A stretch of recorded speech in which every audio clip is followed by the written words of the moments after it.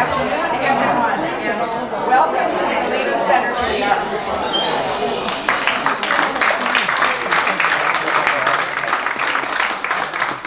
I'm Carol Sullivan, director of the center, and we are just so happy to have this presentation this afternoon. I'm just in awe of these wonderful women, amazing women who walked this whole trek. And with no further ado, I will introduce you to the Cami Gals. Enjoy the presentation.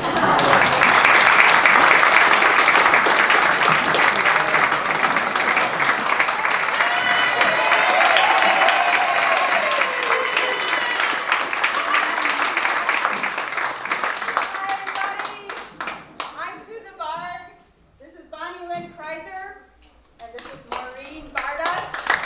Joining us on Zoom from Monroe, Virginia, is Joan Klaus. So,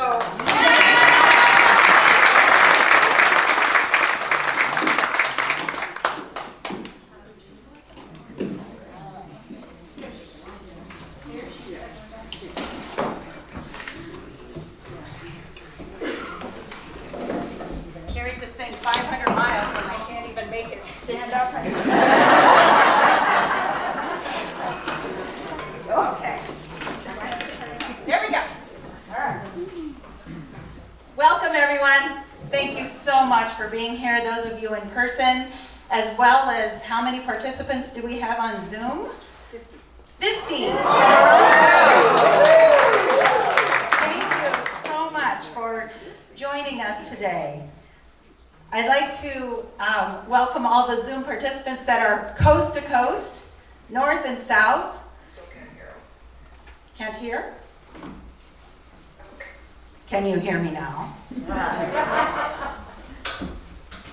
So we have people from Australia that we met on the Camino. We have participants from Mexico.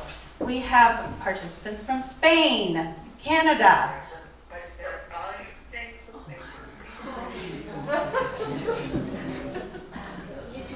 You know, just technical difficulties. No. Boy.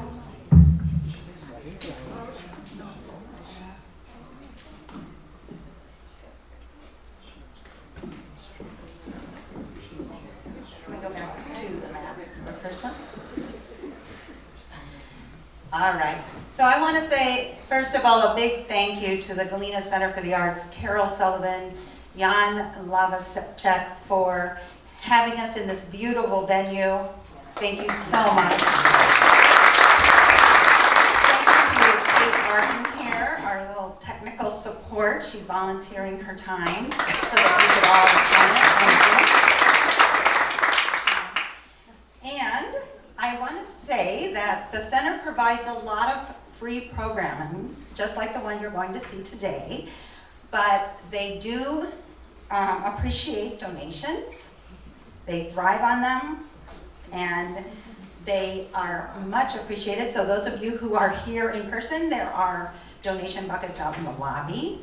And if you would like to make a donation online, Kate will be putting in the chat the link for the Center for Galena Center for the Arts, so that you can make a donation there. And we hope that you will. During our presentation today, we will each be taking turns sharing our journey, along with Joan, who will be joining us via Zoom from Virginia. At the end of our presentation, we'll have a time for questions and answers. And so we ask that you just hold any questions that might come up during the presentation until that time. And then for those of you who are here in person with us, we would like to invite you after the presentation to come up and talk to us. If you have any questions about a Camino that you're going to do yourself, we would be happy to set a time to meet with any of you, and those on Zoom, send us a message. And we will invite you out into the lobby, for those of you here in person, to enjoy Tarta de Santiago, which is a Santiago almond cake. So, without further ado, we'll get started. The way of St. James, the Camino de Santiago. the Camino Frances. The traditional Pilgrim's Way is on foot, carrying all of your belongings on your back, allowing one the freedom to choose where and when to stop. But we soon learned that there were many different ways to accomplish this journey, whether by bicycle, horseback, although we never figured that one out, prearranged buses, vans, and travel services. Who knew? This 1,000-year-old pilgrimage to Santiago de Compostela is where the remains of the Apostle James are said to be buried. There are many routes to Santiago, but the four of us chose the more traditional and the most popular route, the Camino Frances. And that one starts in Saint Jean Pied de Port, just north of the Spanish border in France, follows along the northern region of Spain to Santiago, Spain. And there's a few fun facts about the Camino Frances in 2022, which is the year that we did this pilgrimage. There were 52,926 pilgrims that started the Camino de Santiago in Saint Jean Pied de Port, and there were 118 different nationalities. USA was in second place, and France, because it starts right in the southern tip of France, was in first place, and then Spain came in third because most of the Spanish pilgrims start in a little village called Roncesvalles, which is just south of that French border. So, why? I can get this to advance if you want to hit it. That'd be great.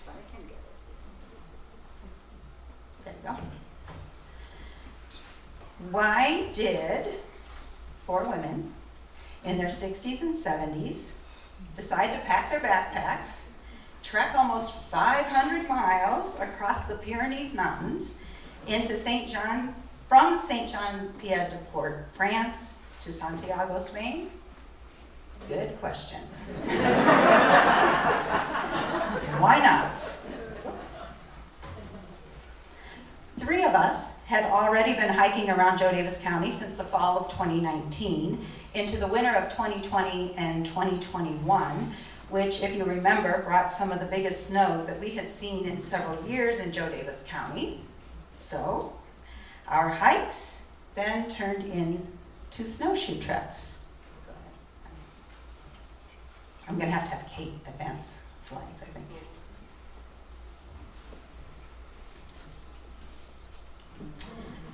So in March of 2020, as many of you probably remember, the world had come to a screeching halt. We were in the midst of a pandemic. Being outside nature was about all that was allowed with more than one person. So walking or hiking with a purpose became our mission.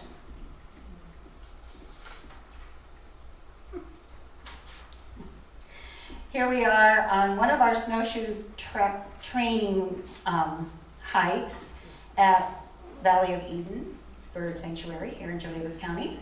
And then the next slide, we are at Witkowski Wildlife Area. There was a lot of snow. Much like today, if you're in Joe Davis County. So in January of 2021, we found a Facebook page called Camino for Good, and we decided to research it a bit. Turns out it was a thing. Who knew? The Camino had been shut down just like everything else in the world at that time. So Camino for Good was created to help keep hostels, albergues, village shops afloat on the way. We each paid $60 and were given access to an app where we logged our miles individually online. In return, each day we received a story, a picture, a map showing where we had traveled. It was fascinating, and this is an example of what we saw on the app. We completed the 500-mile virtual journey pilgrimage, each at our own pace, by walking the last mile together at the Morton Arboretum in Lisle, Illinois. We enjoyed it so much, we decided we wanted to do the real thing. So, meanwhile, back in Virginia, Joan Klaus, a former Joe Davis resident and dear friend, had been walking and hiking on her farm every day and asked to join our adventure. Why not? Let the training begin. We set a date to walk the Camino Frances in September of 2022. We would take almost 6 weeks to complete the journey, each walking with a different purpose. I think we are all still processing that purpose and what the Camino means for each of us, but we all agree on what the Camino is not. It's not a race. It's a challenge, as you can see by the terrain. Not about fashion, but it is about function, and we dressed today like we did for 34 days on the Camino, and this is Maureen in one of her many hats. It's not about fine dining, but it is about fueling with a lot of food. It's not about comfortable accommodations. It's about a bed. That was really a bed in one of our hostels. It was hilarious. But most of all, it's not a vacation. It's a journey. And on this journey, you eat, you sleep, you walk, and repeat. Buen Camino, everyone. The proper greeting, which is the greeting that you give to other pilgrims along the Camino when meeting fellow pilgrims.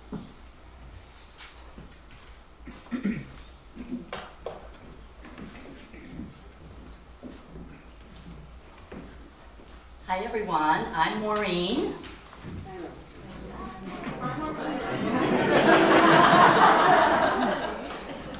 Everyone asks, so what was a typical day? I'm here to tell you.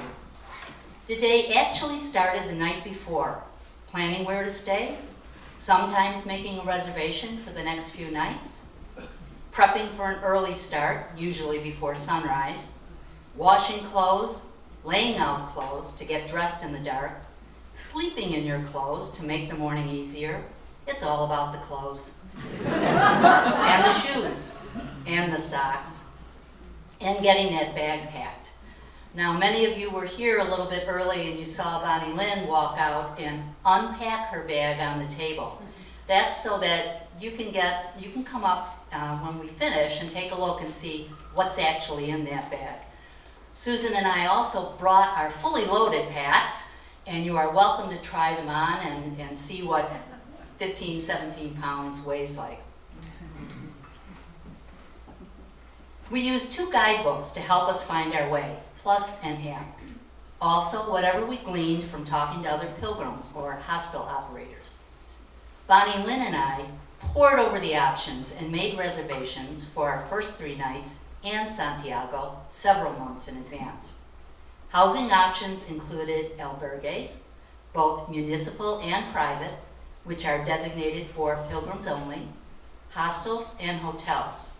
There were several versions of each one. We tried all the above. Hotel nights only in the big cities like Lyon and Madrid. Municipal albergues, which were the largest and least expensive, sometimes housed a few hundred pilgrims and could be found in just about every town except the smallest. We stayed in a municipal on day 2, which was really our only option. Sleeping with 200 pilgrims in a converted monastery, complete with common bath areas and assigned dining rooms and assigned times to eat dinner and breakfast. We often stayed in albergues, usually with shared bath facilities. We sometimes had the luxury of hostel rooms for 2, complete with private bath and balcony. We slept in bunk beds and single beds, using disposable paper sheets or real linens, sleeping bags or sheet liners. We all brought our own pillowcases. We got pretty good at packing up quickly in the early morning, trying not to disturb anyone still sleeping, usually by hauling everything to the hallway to pack, operating with our phone flashlight. finding our boots and hiking poles in the common area, a challenge, layering on our layers, and switching on our headlamps. We generally did not eat before putting in some miles. We like to walk for an hour and then have breakfast, usually tostada, toast, or pastry, a banana, plus the always favorite cafe con leche. Then walk more and have a second breakfast. Then walk more and have lunch, typically a bocadilla or tortilla de patata, supplemented with snacks, nuts, fruit, almond butter, leftover lunch. Repeat till we arrived at our destination or decided to take a taxi. We stopped at bars, cafes, a lot for nourishment and rest, as well as food trucks along the way. We stopped at benches and tables to take off our boots and socks. We stopped for a beer. We stopped for a photo. We stopped for water, which was easily found. Staying hydrated was a priority. When we arrived in our town of destination and found our place to stay, which was not always easy, we checked in with our passports, both US and Camino, claimed our bed, jumped in the shower, did laundry, walked around town, because, you know, we like to walk. Found dinner, then prepped for the next day. I say all this like it was a snap, but really it was not. Arriving and checking in after a long day, then being faced with bunk beds that needed to be made up was daunting. Shower rooms were often so wet that drying off with our quick dry towels was more of an abstract notion than an achievable goal. Sometimes it was too late to hand wash laundry and expect it to dry overnight, or the machines had a long waiting line. But we managed, we found a way, we made it work. Dinner. If dinner was offered where we stayed, that was the best. We had some fantastic meals and conversation right there, fueling up with food and friendship. We sometimes shopped at the grocery and made our own meals. Restaurants offered pilgrim dinners, 3 courses plus wine for a very reasonable price, and these were some of our best meals. We often recognized pilgrims we had met along the way because we were all heading to the same place, often staying in the same town or albergue, or eating at the same bar, or wandering the same streets. At the end of a walking day, we also made time to sort photos. Me and Susan, post photos. Susan, write captions for photos. Bonnielynn, make reservations. Joan and Bonnielynn. Call family, organize and reorganize our packs. What I never found time for was writing in my journal. I considered photography my visual journal. Then end of day, lights out, crash, do it again the next day for 34 days. It sounds simple, it sounds easy, it sounds foolproof, but it really wasn't. No 2 days were alike. Sometimes your feet hurt, or your ankle, or your knee. Sometimes it was hot, it was cold, it was raining, it was dark, it was blazing sun, we were losing light. The trail was beautiful, it was easy, then it wasn't. I could walk forever, then I couldn't walk one more step. I'm hot, I'm cold, my pack is too heavy. Where is the next bar? But we persisted, we overcame, and forward we went.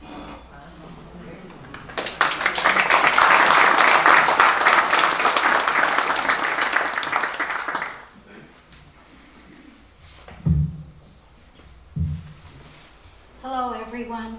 I'm Bonnielynn. I can't see you. Which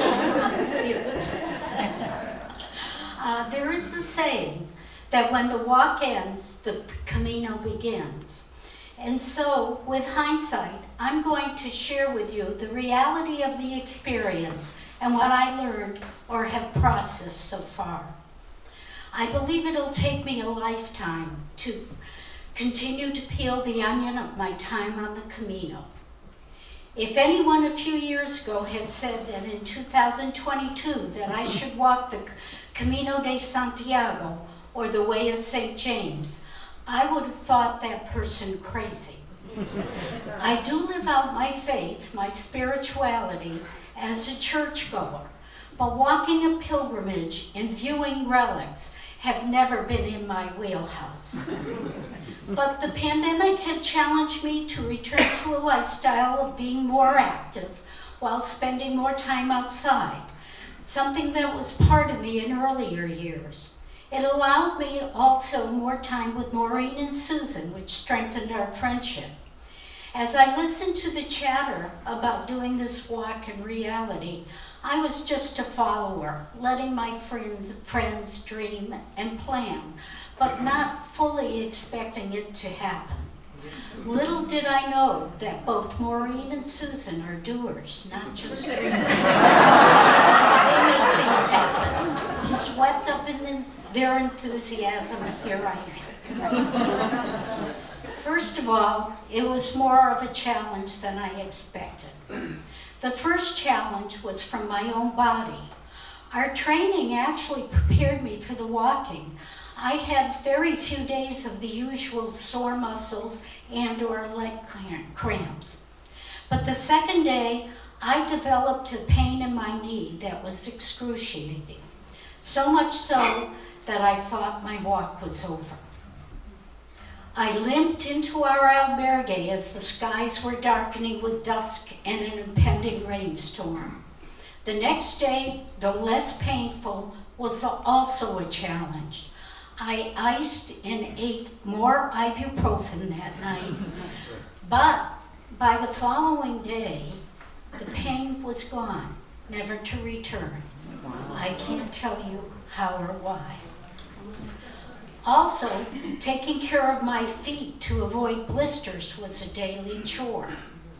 My medicine cabinet is still filled with the items made for just this purpose, as I dealt with constant hot spots.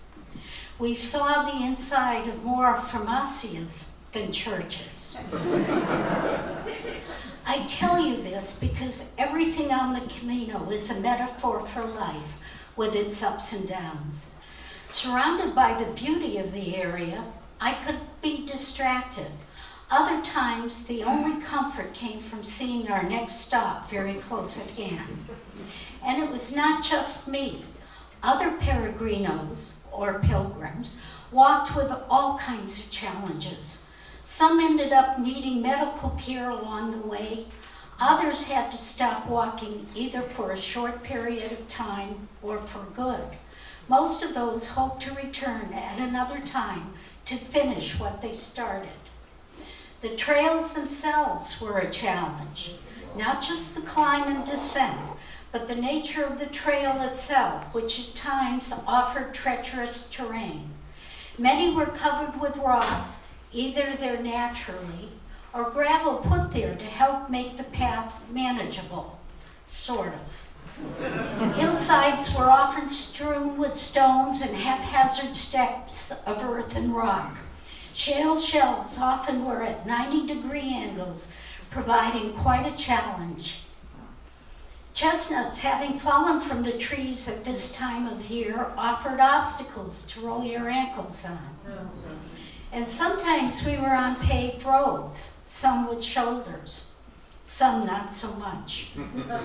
The rain turned some areas into mud and puddles of water to avoid, literally making for slippery slopes. And yet, the most boring part of the walk was the flat, dusty paths of the Meseta. Go figure. But when not having to pay attention to every step and staying focused on the moment, one was able to do some deep walking, a term some pilgrims throw around as a way to resolve some inner conflict, explore opportunities, ponder the past, present, or future. Most come to walk with intention. This leads me to the next challenge. I should say opportunity, not a challenge, the people. The Camino is really about relationships with oneself, the physical world, the spiritual world with others. There are the people who live along the way who have made it their life's work to support the pilgrims, whether directly running an albergue, bar, restaurant, taxi service, whatever. And then there are those who offer simple acts of kindness. Joan called them angels. Our first 2 nights were spent in an albergue in Saint-Jean-Pied-de-Port by Joseph, a man deeply committed to the pilgrim experience. Not only did he provide us with clean and comfortable accommodations and delicious food, he pulled the pilgrims together with a group experience both during and after dinner. Another angel that comes to mind is an older gentleman whose garden was right along the path in a small town. He had a table outside his fence that held snacks for the taking. As we passed, he was working in his garden and plucked some apples to hand to us. He also picked some flowers for each of us. Very few words were said, but there were lots of smiles and gestures. Gracias was our most used word. And then there were the nuns that ran one of our albergues.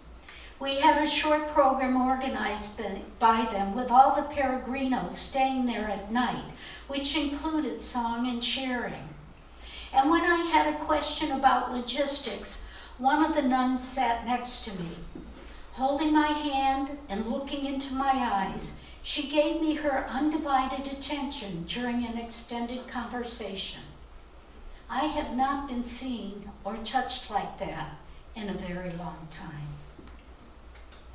It was amazing to me how many on the Camino were young, how many were women, how many came alone, how many were seekers. I was especially moved by the so many young people who were there trying to figure out the next steps in their life's journey. These young people who were seeking purpose really touched me. They were also so kind to us, cheering us on and making sure we were okay. I came away with more hope for our world and its future than I have had in a long time. With fewer distractions and more time, a lot of that deep walking is done, whether in one's mind or shared with others. Relationships are formed quickly.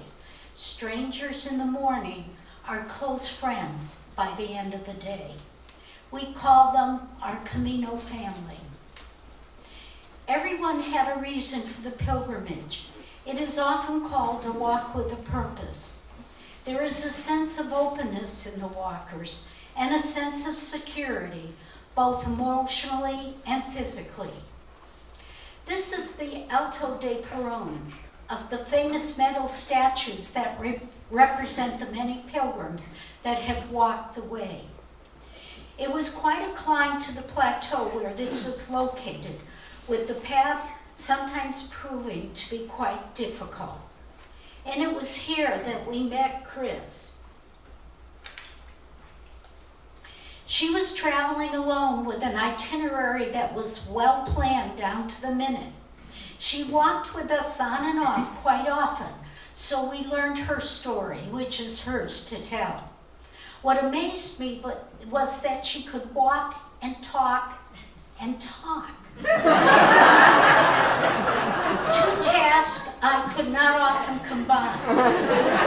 I learned much later that she often used an inhaler to boost her oxygen level. I could have used some of that. We were sad when we parted with her 2 days before we finished. Lauren, shown here on the right, was a ball of fire. An established writer, recently widowed, she was walking to reconcile her loss and make a clear break from her old life as she transitioned to a new one. Kiki, a professor from the University of Texas in Austin, was also walking alone. After meeting early on, they walked most of the Camino together. Sometimes Susan walked with them as they covered the miles more quickly than the rest of us. We often met them for dinner, so again parted with sadness as we approached the end. One of our favorites, Bridget, was a young woman from South Korea. We met her in an albergue early on and often on the trail or in our destination town for the day.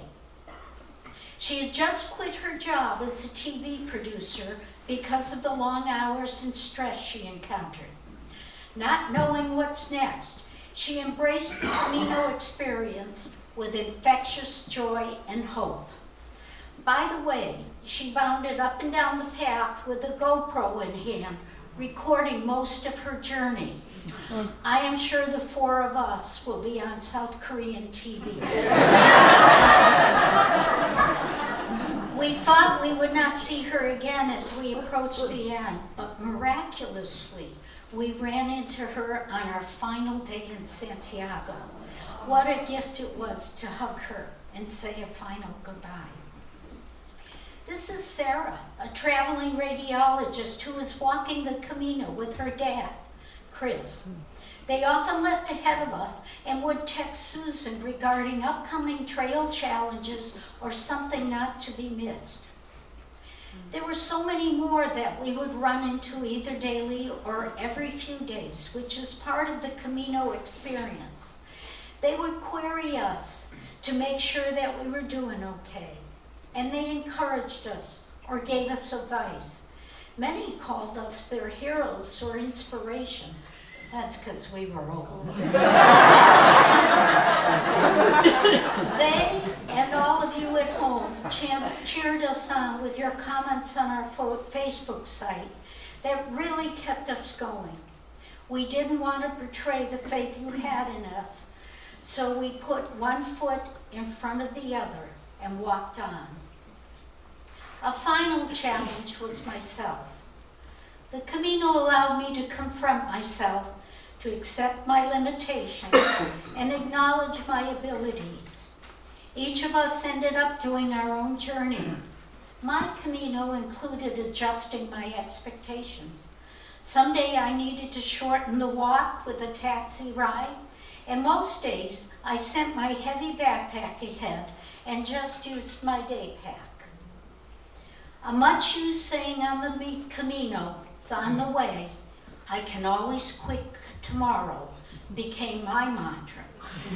Finally, I went to acknowledge and own my regrets and came back at peace.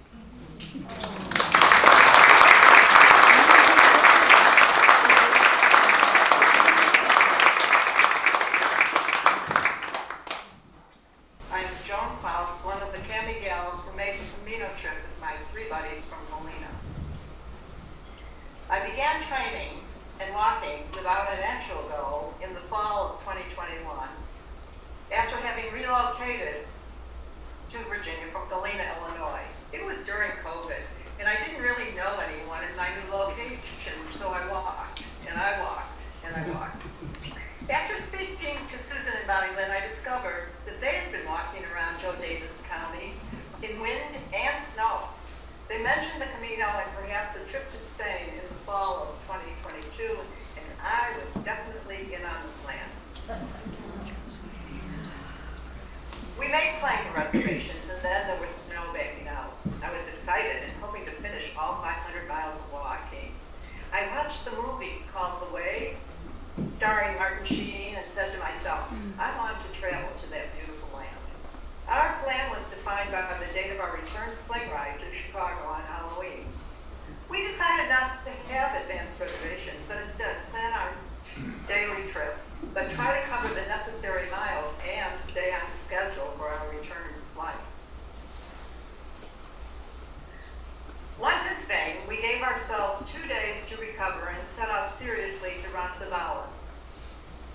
This trip was fairly steep, and my backpack was causing me great discomfort.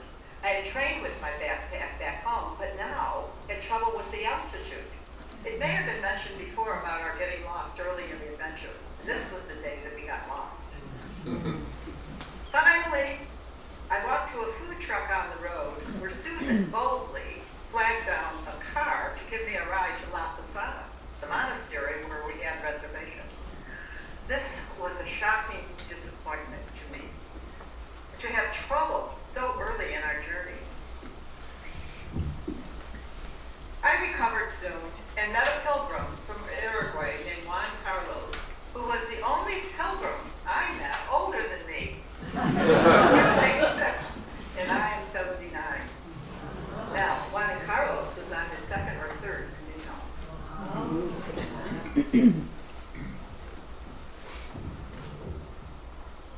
We began to average about 20 kilometers a day, or around 15 miles. It was slower than the others, and they often went ahead. I sat at a rest stop in the first week, disheartened and exhausted. I had my hands outstretched and my eyes closed, when an angel placed a generous amount of cold, ripe grapes in my hand. His name was Angel, actually. He said his mother named him, but he wasn't perfect. My heart started to sing with the certainty that I could do the walk. The people along the Camino want you to succeed, as has been stated before. I felt that I would not give up this trip. One day, near O Cebrario, the highest peak in northern Spain, I decided to ride a horse to the top. Her name was Luna, and her owner was Victor. Oh, it was wonderful. I did lose half of my walking stick on the ride, but I found a replacement stick at the cafe at the top of the mountain. You see, walking down was really easy for me to do, but I was winded going up. We ended our journey earlier than planned with Maureen's brother. Sadly, he died in Chicago. We were all heartsick, but we were comforted by this beautiful sunrise on the morning of his passing, to which Maureen smiled and said, "Pat ordered that sky for me today." We were able to accomplish our goal and finish in Santiago a day earlier than planned, and received our Compostela certificate of completion that's showing on the slide, before heading back to Chicago 5 days early.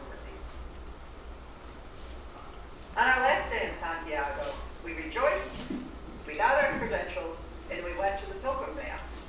As you can see on the slide, this was just luck on our part to show up when the ceremony, called Barg, was taking place after the traditional Catholic Mass in the St. James Cathedral, who was the first martyred apostle of Jesus. His body, as Susan said, was carried to Spain, we think, in the 8th century, and his bones are buried in the cathedral that's named for him. When St. James Day, July 25th, lands on a Sunday, the Catholic Church declares that year a holy year. When this occurs, a swinging metal container called the thurible can be used on certain occasions. Otherwise, it is on display only. As you can see from the picture, a sacred gold thurible, brass vessels holding smoking incense, is swinging in a circular motion by 8 acolytes. Each catches the thurible, and that is on a pulley system, and swings it to another acolyte across the altar. The pulley mechanism has been in place since 1604. It's used on solemn religious occasions only. Each performance costs the church about 640 euros. We were so fortunate to be in Santiago on this particular day, and we were all crying. I will finish with a story by another pilgrim you have already met. Her name was Lauren Kessler, and she wrote this blurb about me in her blog after returning home. Joan, she walks slowly and encourages you to walk ahead. She will catch up at the next village, she says. And she does, always. She is 79, bird-like in body, with eyes that dart everywhere and take in everything. At dinner one night, a raucous pilgrim meal in an impossibly crowded room, she asked for a second bottle of wine, even though our little table hadn't polished off the first. She gets up and takes the bottle over to a table with 4 South Korean girls we all know from the trail. And she pours each of them a glass, and then takes the bottle over to the next table with 3 guys who are Italian, our city. One gets up and hugs her. Another smiles us drunk and take advantage of us.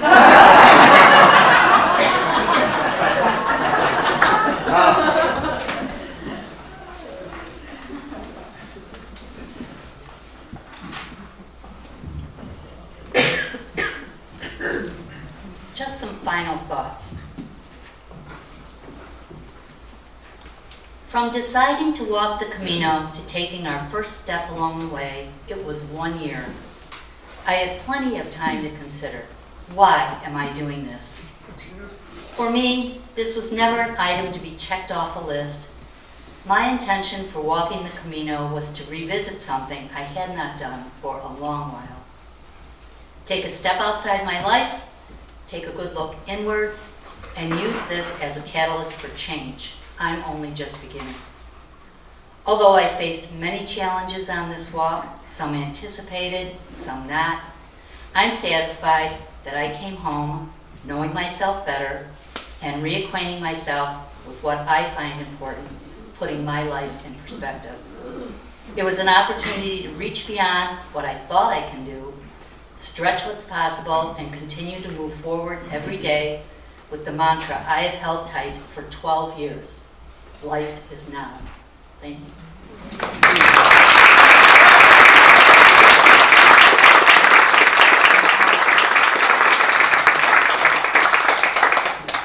And my final thoughts.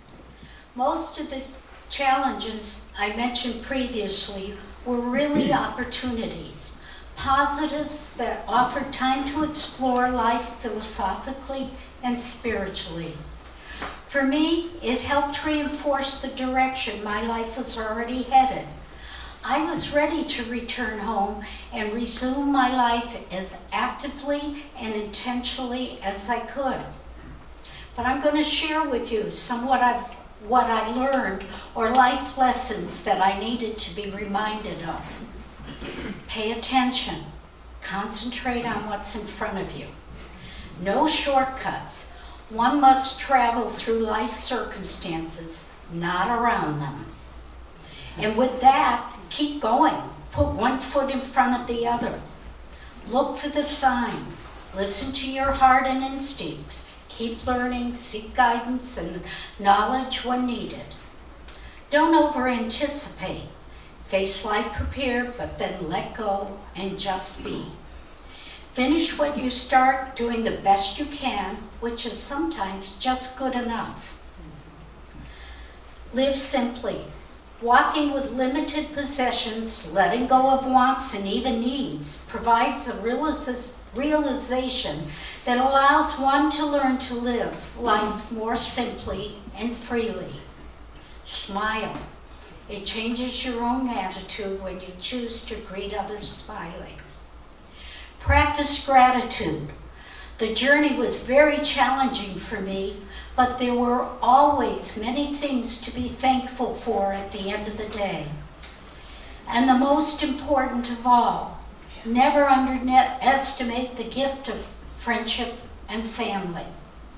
So many of you had our backs and supported us. Thank you. But my biggest thanks go to my 3 amigas that walked the way with me. For whatever reason, we were meant to walk the Camino together. We challenged each other, irritated each other, loved and supported each other. To you all, but especially to them, I wish a buen camino.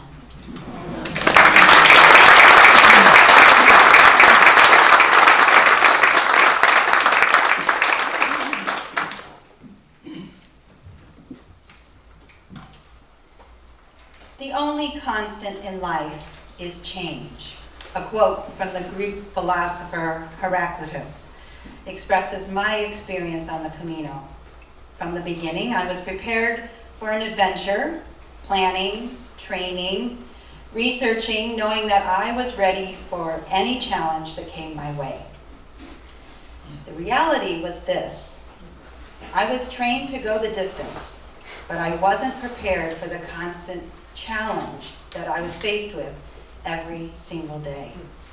Co-ed sleeping quarters with 6 to 10 bunk beds in a room with a shared bath, packing up early in the morning and leaving the albergue or hostel in the dark at dark 30 in the morning. No food, or more specifically, no coffee. Before we walked at least 5 kilometers, 3 miles. And the length of time it took for me to walk 18 to 25 kilometers or 10 to 15 miles a day because of the ever-changing terrain. I'm a firm believer in what doesn't break you makes you stronger. This was never so apparent than on the way to Franfria. My trail mates had decided to take a taxi the last 15 kilometers of the day due to threatening weather conditions. I chose to trek on. Alone. Big mistake. Or was it? Just 5 kilometers into my trek, it started pouring down rain. The wind picked up. It was blowing the rain sideways. So much so that the rain felt like hail. It was around 40 degrees, but it felt much colder. My Gore-Tex waterproof boots had completely filled up with water, soaked through my smart wool socks and my liners. I was chilled to the bone, completely drenched, probably on the verge of hypothermia, depleted and exhausted. I found a tiny bar in a small village along the roadside where I could take refuge and had planned to call a taxi. It was here that I met Carlos, my trail angel. Upon entering the bar, he politely greeted me, and I assumed that he had worked there. He asked me if I was okay. I must have looked a sight.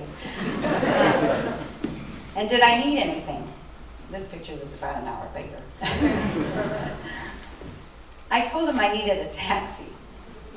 It was then that I learned that Carlos was a fellow pilgrim from Mexico who was walking the Camino, and that his destination for the night was also Franfria. He too was at the bar warming up and drying out in order to make it the remaining 10 kilometers or 6 miles to our destination. I called him my trail angel and told him he saved me. He kindly responded. We saved each other. Not only did Carlos provide encouragement and support me by walking alongside me to my albergue that day, he became a dear friend and a member of the Cami Gals. He guided us, encouraged us, interpreted for us, and walked alongside us the last 4 days of our journey. We said goodbye the night before we arrived in Santiago, but have remained in contact ever since. In fact, a little over a month ago, I was able to reunite with Carlos in Chicago. He had flown in to see a concert in the city and set aside an entire day to reconnect with me and met my husband, Steve. So see, sometimes we need to be taken out of our comfort zone to be comfortable with constant change. I am planning a second Camino in the spring of 2024 with Steve, following the Portuguese way. Carlos has indicated he may join us. We encourage any of you to step outside of your comfort zone and travel the Camino, whether it be virtually, in person, doing a shorter section, a little bit at a time, or all in one trip. Whatever your choice, we say, Altrea, follow your journey, your way. Thanks.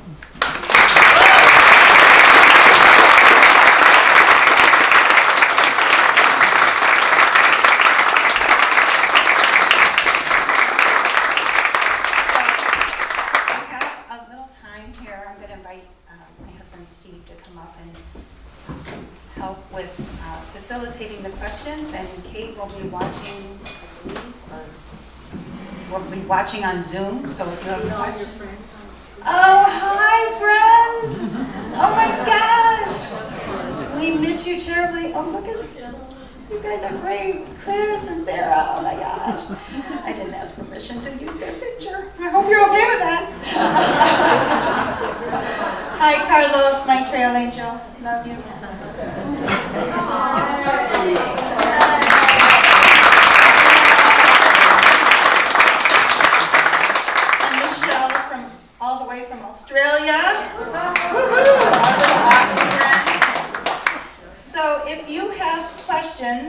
you on Zoom, you can write them in the chat, and Kate will read those to us, and then if you have questions, then Steve will take your questions, repeat the question, and then the three of us, or Joan is also, we can let her back in to answer the question if you have one for somebody specific. Do you want to just stay where you're seated, or would you like them to come out to the side? Okay. You should all stay on in case the question comes. Okay, well, Pull some chairs we'll out. pull a few chairs out there. How about that? Someone in the chat wanted to know what the altitude was. The highest altitude that, Repeat the question. oh, someone in the chat would like to know what the altitude was. The highest peak that we trekked over was just under 5,000 feet. There were 3 mountain ranges. 3 mountain ranges, and the tallest was about halfway through. And we were generally around 2,500 to 3,000 feet. And then on any given day, we would climb as high as 5,000. Okay, we're gonna bring a chair or two out to the center so that our friends can be out there. They won't be able to what? We won't be able to hear answers. That's okay. I can repeat the questions on Zoom. Okay, People at home. okay, all right, Step away from this area. okay. Okay. Gotcha. Okay, I'm just gonna say, this is a lesson for me, but all of us. I injured my back just a few days ago, unknown, not just walking across the floor in the living room, but it really brought home to me, you need to go out and do things when you think about it. Because if I had to think about that, taking a hike right now, not sure I could do it. So that's the reason I'm sitting down.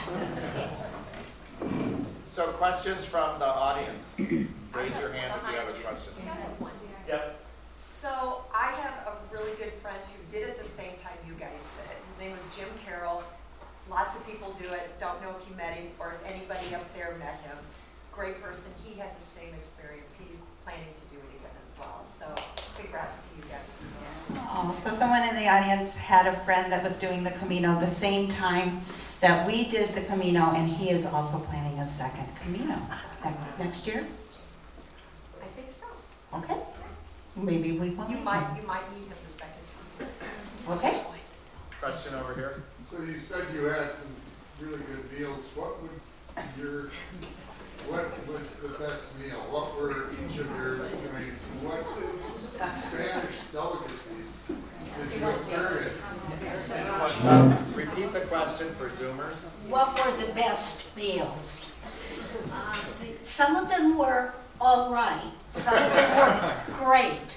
We ate a lot of olives, a lot of nuts, but probably some of our best options were the vegetarian ones. Our first couple of nights in Saint Jean, Joseph provided vegetarian meals that were out of this world. The tortilla de patata that we talk about is very common over there. It's a Spanish omelette made of potatoes and onions, and it's quite good. Otherwise, there was a lot of meat and potato options too. I would say that many people had gardens right there. So if you were at a restaurant, the person lived there, they had a garden in back. Their neighbor had a garden. You were always eating the freshest things, and that, to me, was the best. Other question? Yep, Lori? Yeah, I know that the scallop shell is a symbol of the Camino de Santiago. Did you find out the origin of that symbol? Why is that so? I mean, you're not near the ocean. So repeat the scallop shell. Why is that the symbol of? The question is, why is the scallop shell the symbol of the way? And I'm not exactly sure. Maureen, you can answer that. I do not have a complete answer, but the part that I do know is the shell, if you were to continue your walk to the coast, which many people do, you would be picking up a shell. The shell became a symbol so that they actually were marking it.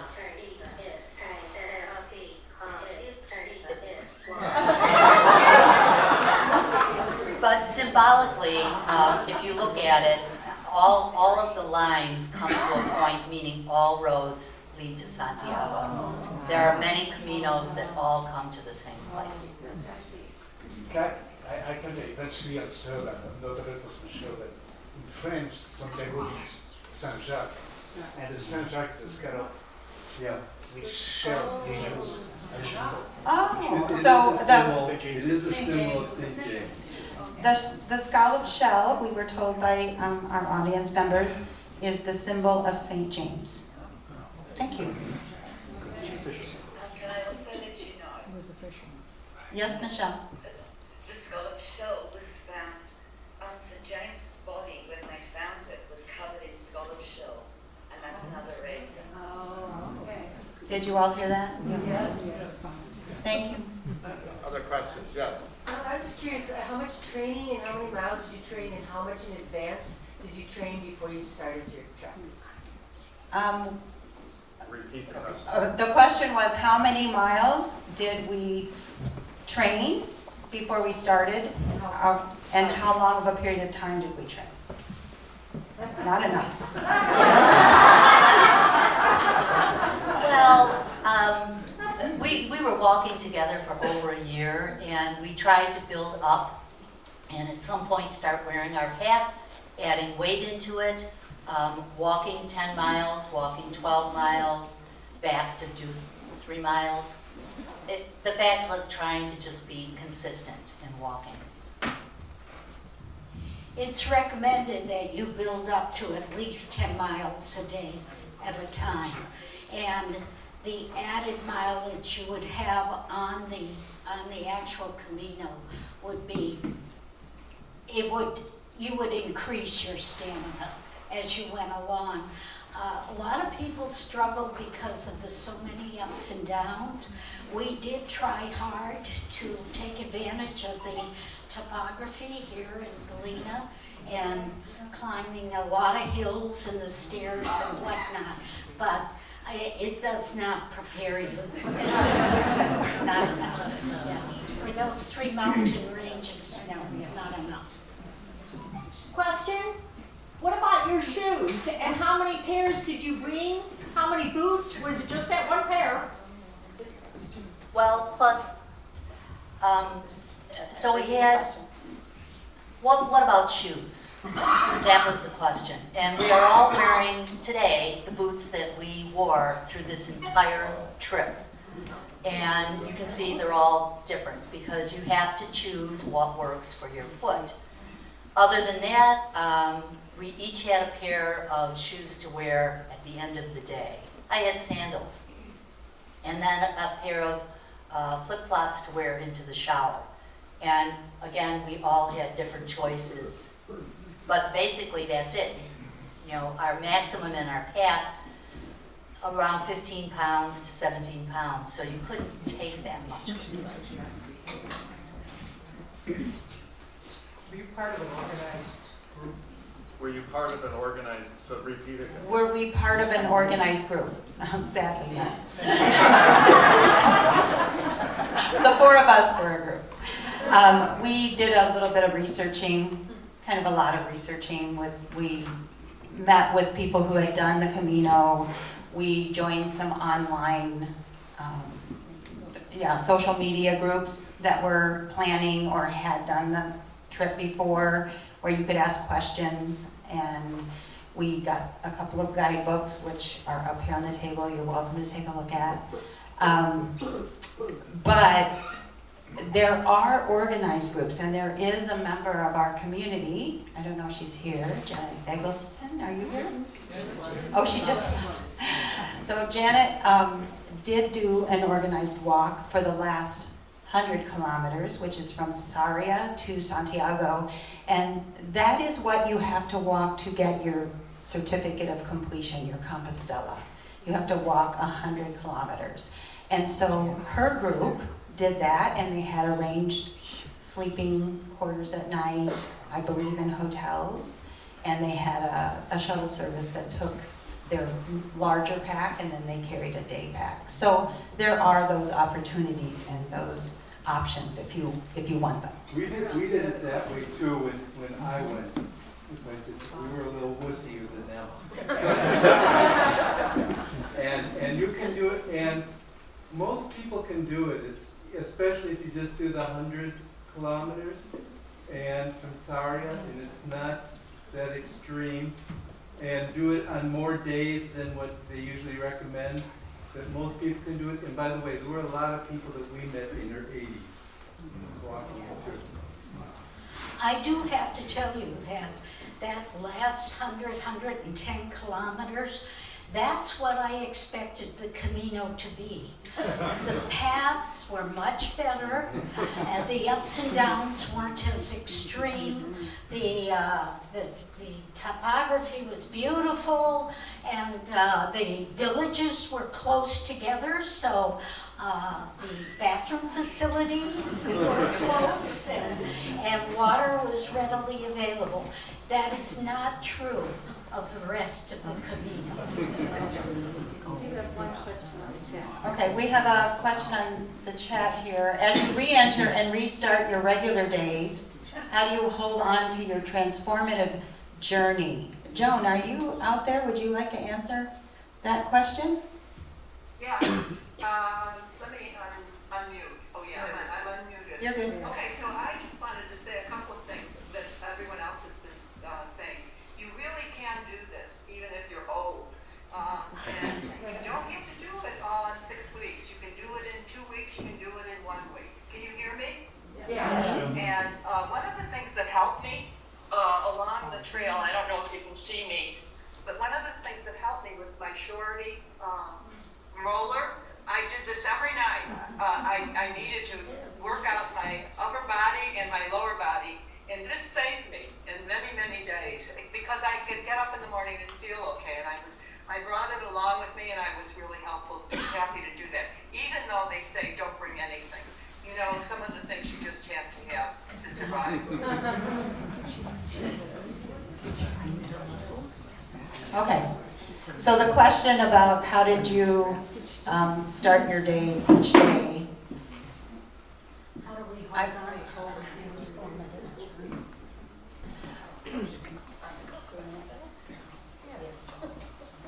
Oh, Joan? How did we hold on to our transformative journey is the question. After you got back. How did I react to the journey after I got back? Like re-enter and restarting your I am still unwinding. It really took a while. For one thing, I missed my buddies terribly because you're with them 6 weeks every day and night, every minute of the day. But then, secondly, I missed the routine. I would get up in the morning and I'd say, "Where's my backpack? I have to pack it. I have to pack it." Mentally, you're in that anxiety mode. And then, I have to tell you, I haven't been walking this much since I got back. I did have a sinus infection, and there are some things that you have when you come back. But actually, right now, I'm trying to think and possibly plan for another trip. I can't do the Camino again. I'm too old. And it did slow my buddies down to help me with it. And I couldn't have done it without them. I really couldn't because they were patient and kind to me. But I wouldn't mind going back and maybe following some other pilgrims and going from Alberni to Alberni in a car. I wouldn't mind doing that. It's just wonderful to be in that environment and with that community. And, I would make some kind of way to make it possible for me to go back, particularly to Portugal, because it's so beautiful, and I wouldn't mind trailing Susan and Steve. Thank you. All right, so I think we need to wrap it up. Oh, one more question. I was just curious, how many people in our audience today have hiked the Camino? How many people in the audience have hiked the Camino? Yay, you!